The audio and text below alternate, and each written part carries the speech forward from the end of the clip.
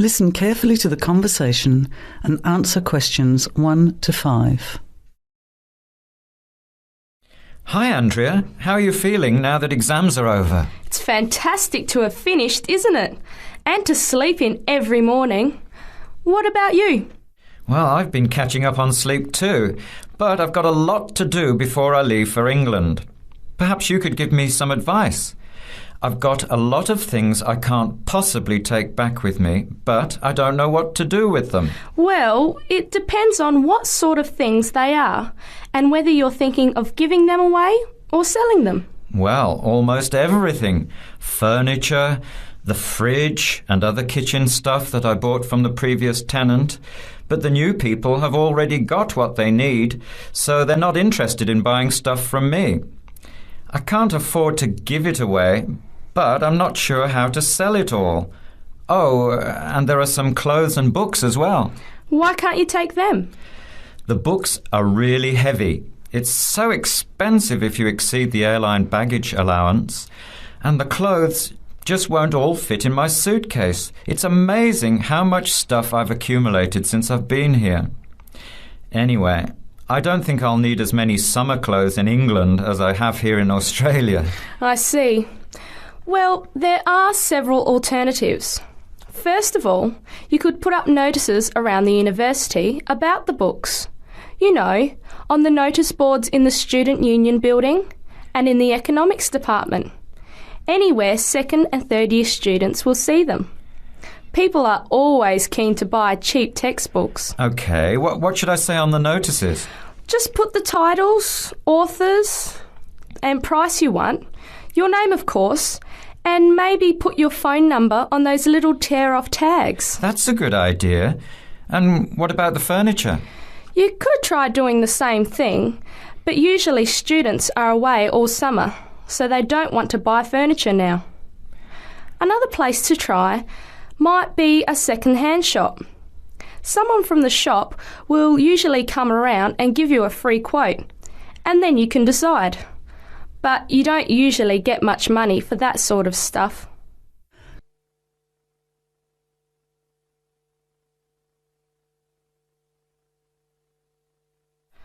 Another alternative is to put an advertisement in the Trading Post. Do you know that paper? It comes out every week advertising things people want to sell. You have to pay to put the advert in and then hope people phone. Give them as much information as possible, and if they're interested, invite them to come and have a look. The hard part is agreeing on a price. No, I haven't seen the Trading Post, but I should have a look at it. And I could advertise the fridge, the microwave and the furniture. But the kitchen stuff isn't really that good. You know, old cutlery, a few pots and pans and some plates and things. What shall I do with them? Well, another option is to donate the kitchen things to a charity shop. You know, like the Salvation Army or St. Vincent de Paul. Why don't you get a second-hand shop to give you a quote first? Yes, I could do that. Find out how much they'll give me and then decide whether to sell them or give them away. But I've still got the clothes. A charity shop will take them too, as long as they're in good condition. And even though you don't get any money, at least you know that someone who really deserves some help has benefited. That's a good point. I'll advertise the expensive stuff, the furniture, and donate the clothes and kitchen stuff. Let's go and buy a Trading Post and you can help me write the advert.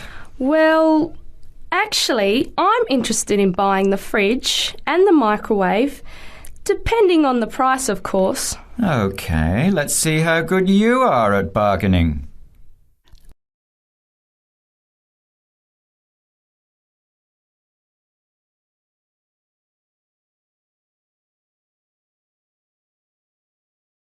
Now, listen carefully and answer questions 11 to 16. So, what's the survey about, Tom? It's about where students want to live and how they choose. Basically, their accommodation preferences. We've actually tried it out with a few students already. OK, that sounds fine. So, to start with, how many questions have you got? 10 20? Is that too many? Yes, it is, really. People get fed up answering lots of questions and they stop thinking about their answers. Right, so we need to think about that again. What do you think of the first 3 questions? You want to know what affects students' choice of accommodation when they go to university? Yes, we want to find out which has the most effect. The cost, the number of rooms in the house or flat, or the distance from campus. And then we asked another question. Oh, yes? What else did you want to find out? Well, we wondered whether public transport was important.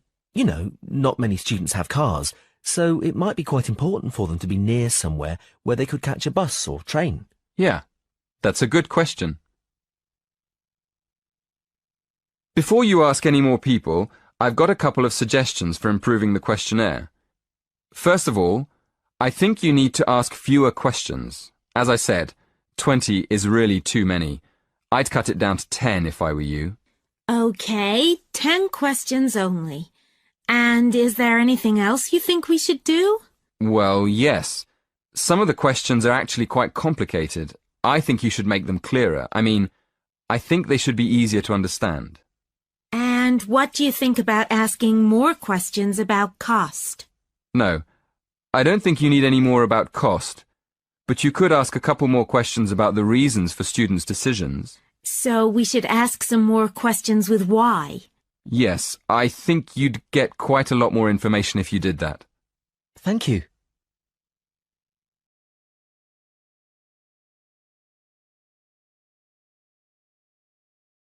Now listen and answer questions 17 to 20. We've already got some results from our first questionnaire. Do you think we could use them? I don't see why not. What have you found out so far? Well, the number of rooms was only important for 16% of the people we asked. It looks like a lot of students are quite happy to share a room, and even fewer people were concerned about being near a bus stop. Only 10%, in fact. I'm surprised about that. But what about the distance from the university? Well, that was quite important. Around 20% of the students we asked wanted to be close to campus. That makes sense. And what about the cost? Yeah, as we expected, the cost was by far the most important factor. More than half the students were concerned with the cost, 54% to be exact. Only 54%? I thought it would be closer to 80%.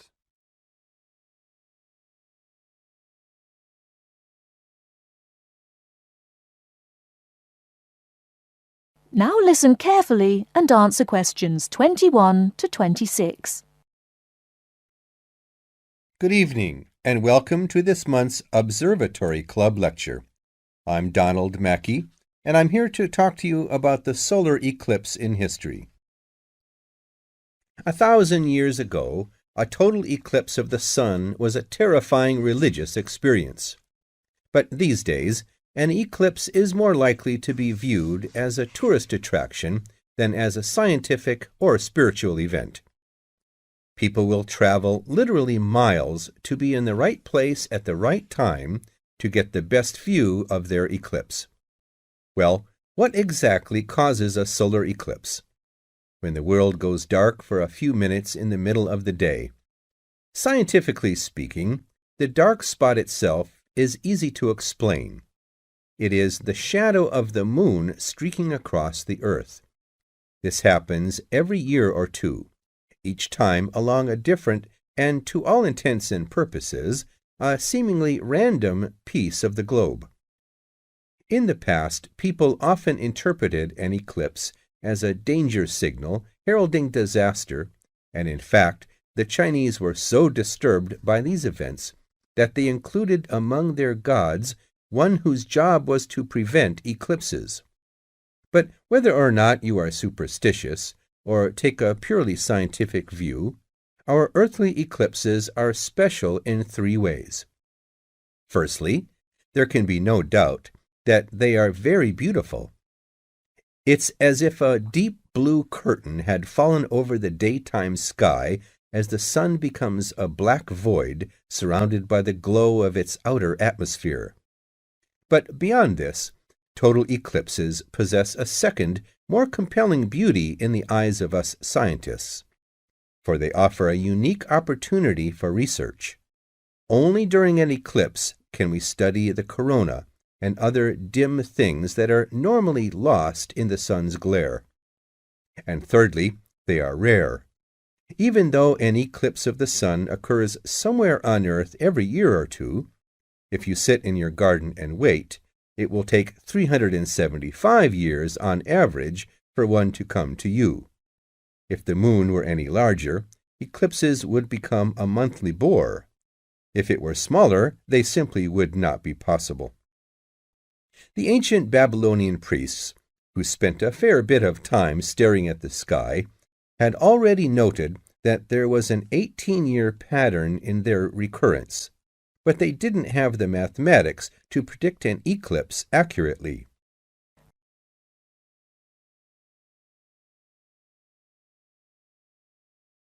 Now listen and answer questions 27 to 30. It was Edmund Halley, the English astronomer, who knew his maths well enough to predict the return of the comet, which incidentally bears his name, and in 1715 he became the first person to make an accurate eclipse prediction. This brought eclipses firmly into the scientific domain, and they have since allowed a number of important scientific discoveries to be made. For instance, in the eclipse of 1868, two scientists, Janssen and Lockyer, were observing the sun's atmosphere, and it was these observations that ultimately led to the discovery of a new element. They named the element helium after the Greek god of the sun. This was a major find because helium turned out to be the most common element in the universe after hydrogen. Another great triumph involved mercury. I'll just put that up on the board for you now. See, there's Mercury, the planet closest to the sun. Then there's Venus, Earth, etc. For centuries, scientists had been unable to understand why Mercury appeared to rotate faster than it should. Some astronomers suggested that there might be an undiscovered planet causing this unusual orbit, and even gave it the name Vulcan. During the eclipse of 1878, an American astronomer, James Watson, thought he had spotted this so-called lost planet. But alas for him, he was later obliged to admit that he had been wrong about Vulcan and withdrew his claim. Then Albert Einstein came on the scene. Einstein suggested that rather than being wrong about the number of planets, astronomers were actually wrong about gravity. Einstein's theory of relativity, for which he is so famous, disagreed with Newton's law of gravity in just the right way to explain Mercury's odd orbit. He also realized that a definitive test would be possible during the total eclipse of 1919, and this is indeed when his theory was finally proved correct. So there you have several examples of how eclipses have helped to increase our understanding of the universe. And now let's move on to social.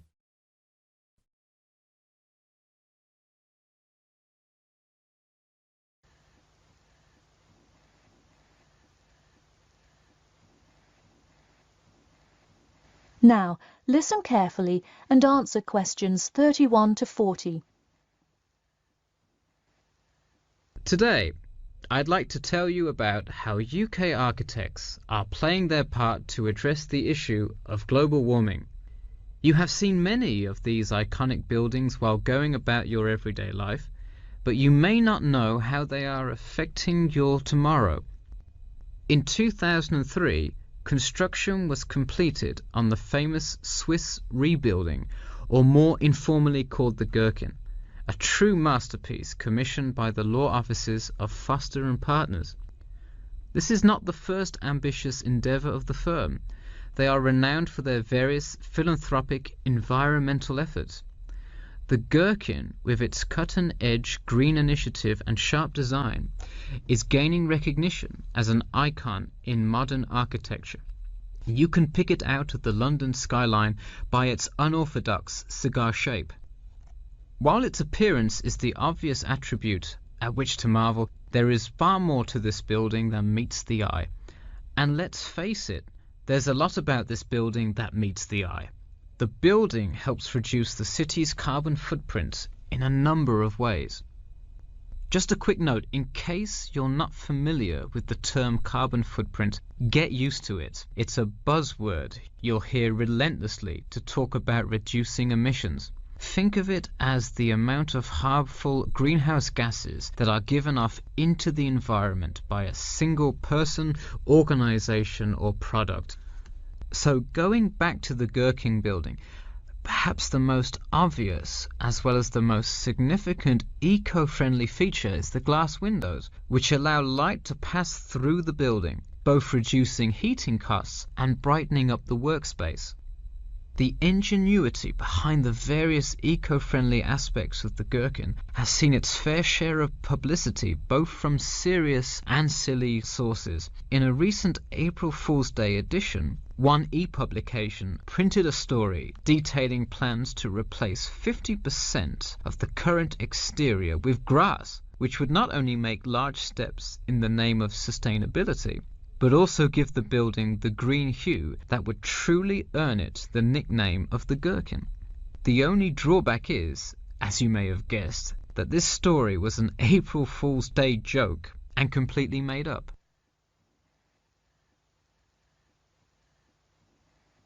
In all seriousness though, the building is setting a new standard of design that other architects and city planners just cannot ignore.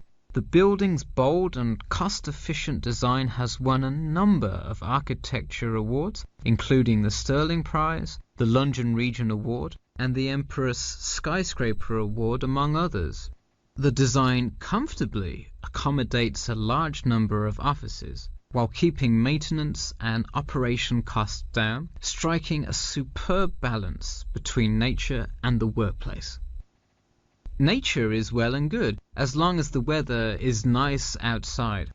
Given London's notoriously bad weather, the architects knew they must devise a quality temperature regulation system, and that they did. A special system designed to reduce the building's reliance on air conditioning was devised that cuts consumption in half compared to standard office buildings. There are atria that link each floor vertically to one another, forming spiraling spaces up the entire building. They serve not just as social common spaces, but also act as the building's lungs, distributing clean air from the opening panels in the facade through the entire building. The building isn't all business though. It has its fair share of fun as well. At the very top, a club room offers a picturesque entertainment spot for company functions, private parties, etc., with a breathtaking panoramic view of the city. The creation of such an innovative structure has many wondering what the future of urban planning and architecture may be. Well, if the other projects currently commissioned by Foster & Partners are any indication, the entire city constructed with similarly eco-friendly buildings is not far in the distance. The Masdar City development aims to create a desert city that produces zero waste and removes as much carbon dioxide from the atmosphere as it puts in, a huge feat in protecting our Earth. The Gherkin is a truly impressive feat, yet it is not the only one worth noting. Now to move on to another green initiative, I'll tell you about the Eden Foundation building found in Cornwall.